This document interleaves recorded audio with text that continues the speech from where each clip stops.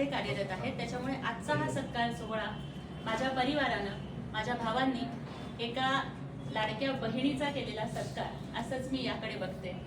मला वाटतं 2-4 दिवसांनीच आता रक्षाबंधन येत आहे.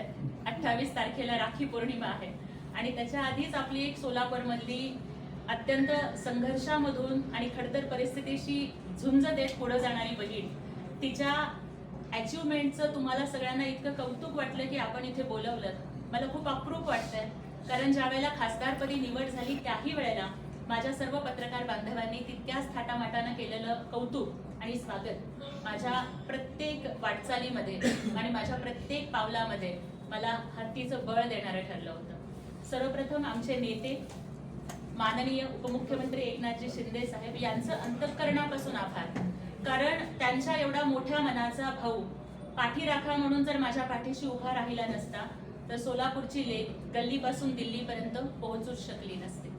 मला मनापासून आभार मानायचे आहेत युवा अभ्यासू खासदार आमचे संसदीय गटनेते डॉक्टर श्रीकांतजी शिंदे साहेब. केवळ संसदीय गटनेते म्हणून नव्हे तर आपल्या परिवारातली एक बहीण म्हणून दिल्लीतल्या माझ्या पहिल्याच अधिवेशनात त्यांनी मला कायम प्रेरणा दिली, मार्गदर्शन दिलं आणि त्यामुळेच आज पहिल्या अधिवेशनातली जी काही कामगिरी मी करू शकले ती आमचे संसदीय गटनेते खासदार डॉक्टर श्रीकांतजी शिंदे साहेब यांच्या समर्थ अशा पाठबळामुळे करू शकले. आजच्या या पत्रकार परिषदेसाठी उपस्थित असणारे विक्रमी अध्यक्षपद भूषवणारे सन्माननीय विक्रम बापू खेलगुडेजी, माझे बंधू सागर दादा सुरवसे, माझे बंधू किरणजी गायकवाड आणि उपस्थित सर्व सन्माननीय पत्रकार बांधव, आमचे जिल्हा प्रमुख माननीय अमोल बापू शिंदे साहेब, जिल्हा प्रमुख आदरणीय अमरदादा पाटील, सन्माननीय नगरसेवक प्रियदर्शन भैया साठे, मान्य प्रकाशजी राठोड, श्रीनिवासजी कर्ली, नागेशजी पासकंटी आणि उपस्थित सर्वांना आज खरं तर सोलापूरची लेक म्हणून मी अधिवेशनातलं माझं रिपोर्ट कार्ड घेऊन सोलापूरकरांच्या समोर आणि तुमच्या सर्वांच्या समोर उभी आहे.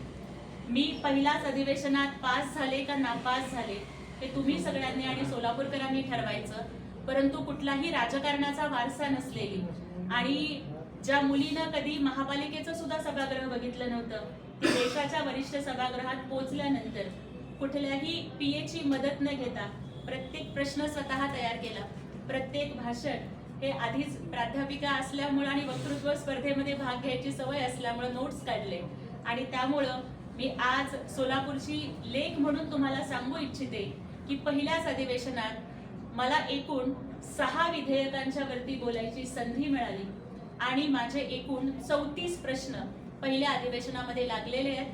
त्यातले 6 प्रश्न हे तारांकित होते आणि उरलेले जे 28 प्रश्न आहेत ते अतारांकित आहेत.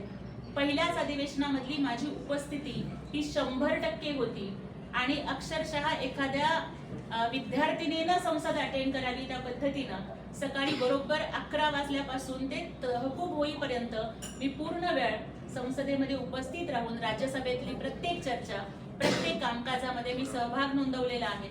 आणि माझ्यासाठी अत्यंत भाग्याची गोष्ट म्हणजे मला पहिल्याच अधिवेशनामध्ये देशाचे नेते सन्माननीय पंतप्रधान नरेंद्रजी मोदी यांची भेट घेण्याची संधी मिळाली. त्यांनी आमच्या एनडीएच्या सर्व नूतन खासदारांना नाश्त्यासाठी त्यांच्या घरी आमंत्रित केलं होतं. पंतप्रधानांच्या सोबत जवळपास 2 तास आम्हाला मनमोकळ्या गप्पा मारता आल्या, त्यांच्या सोबत ब्रेकफास्ट करता आला. त्यांनी अक्षरशः एखाद्या कुटुंब प्रमुखाप्रमाणे तब्येतीची काळजी घ्या, रोज योगा करा, जिम करा, चालायला जा, 40शी नंतर तुम्ही फुल बॉडी हेल्थ चेकअप करून घ्या आणि इथपासून ते कसं आपण मतदारसंघाला वेळ दिला पाहिजे, प्रश्न कसे मांडले पाहिजेत या सगळ्या गोष्टींचं मार्गदर्शन मिळालं. पण त्याहीपेक्षा मला आनंदाची गोष्ट होती की पंतप्रधानांना भेटताना सुद्धा मी सोलापूर विसरले नाही. त्या दिवशी नॅशनल हँडलूम डे होता आणि त्यामुळे मी सन्माननीय पंतप्रधानांना आपल्या सोलापूरची शान असणारी सोलापुरी चादर, ज्या आमच्या कष्टकऱ्यांनी आपल्या लाडक्या पंतप्रधानांची प्रतिमा सोलापूरच्या सुताच्या धाग्यापासून विणलेली चादर मला पंतप्रधानांना भेट देता आली. प्रधानमंत्र्यांना ती इतकी आवडली की मला एकाच दिवशी सन्माननीय प्रधानमंत्री मोदीजींना 2 वेळेला भेटता आलं. पहिल्यांदा सगळ्या खासदारांच्या सोबत ब्रेकफास्टसाठी भेटले. त्याच दिवशी आमचे नेते सन्माननीय उपमुख्यमंत्री एकनाथजी शिंदे साहेब आले होते. त्यांच्या समवेत आम्ही जेव्हा दुसऱ्यांदा गेलो तेव्हा आवर्जून मोदीजींनी एकनाथजी शिंदे साहेबांना सांगितलं की ताई ने मुझे सोलापुर की बहुत ही अच्छी चादर भेंट दी और वो मुझे बहुत पसंद आई. म्हणजे देशाच्या नेत्यांनी सोलापूरचं कौतुक करणं, सोलापूरच्या चादरीचं कौतुक करणं, हे सोलापूरची लेक म्हणून माझ्यासाठी अभिमानाचा आणि गौरवाचा क्षण होता. मला आपल्याला सांगायला आनंद वाटतोय की ज्या 6 बिलवरती मी बोलले, पहिलंच भाषण मला वंदे मातरमच्या बिलवरती करता आलं.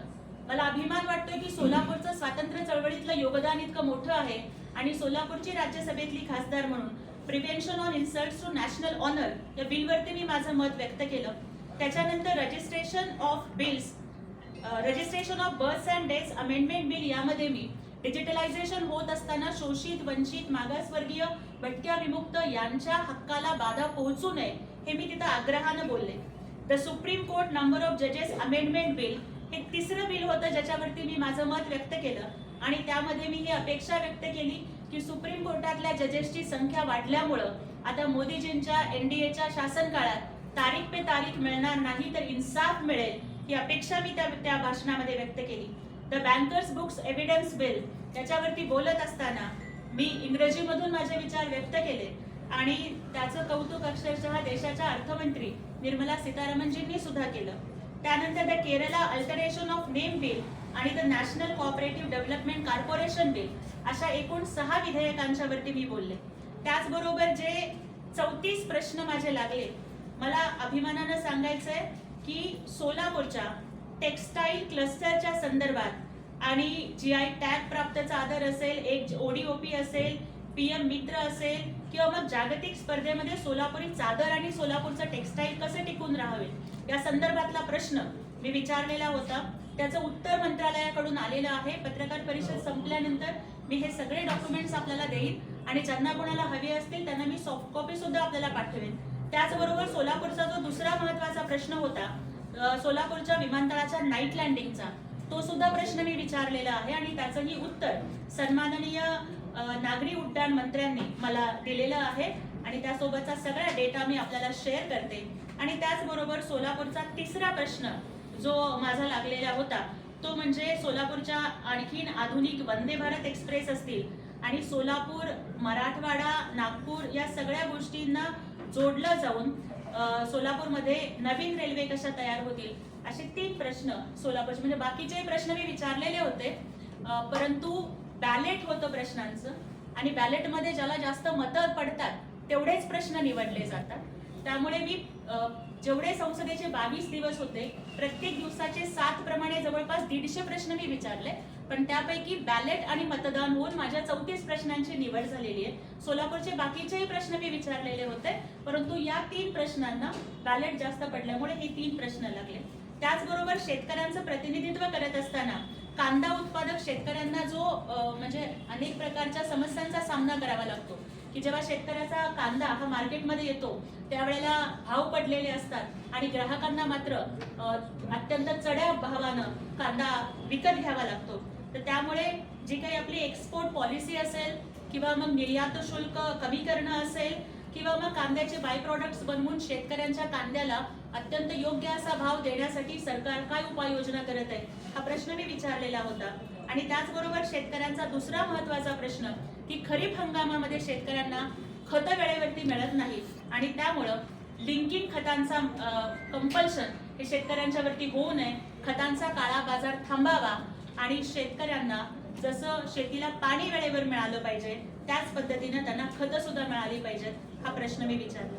महिलांच्या संदर्भात एक महिला खासदार म्हणून प्रतिनिधित्व करत असताना तारांकित प्रश्न मी विचारलेला होता की मध्ये जी प्रणित मोरे आणि 370 रुपये बिर्याणीची कॉन्ट्रोवर्सी झालेली होती की कुणीतरी आपल्या गर्लफ्रेंडला जर 370 रुपयाची बिर्याणी दिली तरी सुद्धा मग तिचा उपभोग घेता येईल या पद्धतीचं महिलांचं ऑब्जेक्टिफिकेशन जे सोशल मीडियावरती आणि स्टँडअप कॉमेडी मधून जे होतं ते थांबवण्यासाठी सरकार या सगळ्या स्टँडअप कॉमेडीला सेन्सॉरच्या बंधनामध्ये आणणार आहे का आणि सोशल मीडिया आणि इंटरनेटवरती महिलांची बदनामी थांबवण्यासाठी सरकार काय पावलं उचलत आहेत हा तारांकित प्रश्न मी विचारलेला होता. त्याचबरोबर मिशन शक्तीच्या अंतर्गत ज्या काही शाळा आहेत किंवा इतर ठिकाणं आहेत जिथं महिला जातात तिथं सॅनिटरी नॅपकिन वेंडिंग मशीन हे कंपल्सरी असावे ज्यामुळं मुलींचा शाळेमधल्या गळतीचा दर कमी होईल हा प्रश्न मी विचारलेला होता. त्याचबरोबर सखी वन स्टॉप सेंटर आणि त्याचबरोबर ज्या बेघर महिला आहेत, ज्या संकटग्रस्त महिला आहेत आणि ज्या पीडित महिला आहेत त्यांच्या मासिक धर्माच्या वेळेला त्यांच्या प्रजनन स्वास्थ्य आणि त्यांच्या मानसिक स्वास्थ्याच्या संदर्भात सरकार हे काय काय पावलं उचलत आहे तो प्रश्न विचारलेला होता. त्याचबरोबर मी ज्या महिला गर्भवती महिला असतात त्यांना जो ॲनिमिया किंवा HB ची कमतरता असते त्या संदर्भामध्ये आणि मातृस्वास्थ्य सदृढीकरण म्हणजे मातेचं स्वास्थ्य हे चांगलं राहावं जेणेकरून पिढी सदृढ घडता येईल हा प्रश्न मी सरकारला विचारलेला होता. आणखीन एक महत्त्वाचा प्रश्न महाराष्ट्राची लेक म्हणून आणि छत्रपती शिवरायांच्या विचारांवरती निष्ठा ठेवणारी एक त्यांच्या विचारांवरती चालणारी मावळा म्हणून मला विचारण्याचं भाग्य लाभलं की ते म्हणजे मराठा मिलिटरी लँडस्केप महाराष्ट्र आणि तामिळनाडूमधील छत्रपती शिवाजी महाराजांच्या ज्या 12 ऐतिहासिक किल्ल्यांचा समावेश युनेस्कोच्या यादीमध्ये झालेला होता त्या वैश्विक धरोहर स्थळांचा विकास सरकार कसा करणार आहे आणि त्याचबरोबर भारतीय पुरातत्व सर्वेक्षण खात्यामधून या सगळ्या किल्ल्यांचा जीर्णोद्धार व्हावा यासाठी मी छत्रपती शिवाजी महाराजांचे जी किल्ले आहेत जे आपल्या महाराष्ट्राची शान आहे त्याला केवळ राष्ट्रीय पातळीवर नव्हे तर आंतरराष्ट्रीय पातळीपर्यंत त्याची ओळख ही मिळवण्यासाठी सरकारने प्रयत्न करावेत हे विचारलेलं होतं. त्याचबरोबर मी आरोग्य असेल, ग्रामीण असेल, ऊर्जा असतील, कामगार असतील, मग कामगारांच्या मध्ये सुद्धा मी सफाई कामगारांचा प्रश्न विचारलाय, मी कचरा वेचणाऱ्या कामगारांचा प्रश्न विचारलेला आहे. त्याचबरोबर मी प्रधानमंत्री जन आवास योजनेच्या माध्यमातून प्रत्येक गरीबाला घर मिळालं पाहिजे.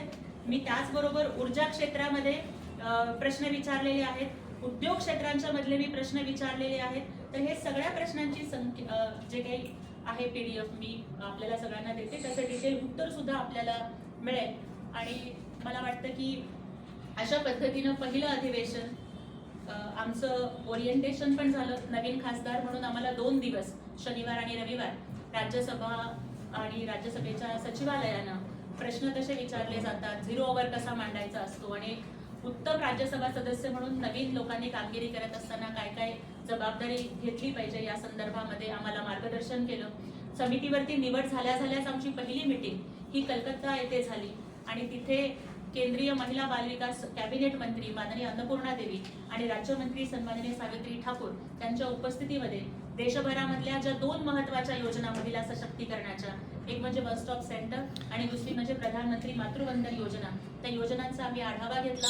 त्यामध्ये वन स्टॉप सेंटरमध्ये पोलिसांची अवेलेबिलिटी असेल, वैद्यकीय सेवेची अवेलेबिलिटी असेल किंवा एखादी अत्याचार पीडित महिला किंवा मुलगी आल्यानंतर तिला अनेक तास वाट बघणं किंवा अनेक वेळेला तिला पुन्हा तास प्रश्नांची उत्तरं द्यावी लागू नये अशा पद्धतीचा एक यंत्रणा विकसित करण्याची आम्ही विनंती केली.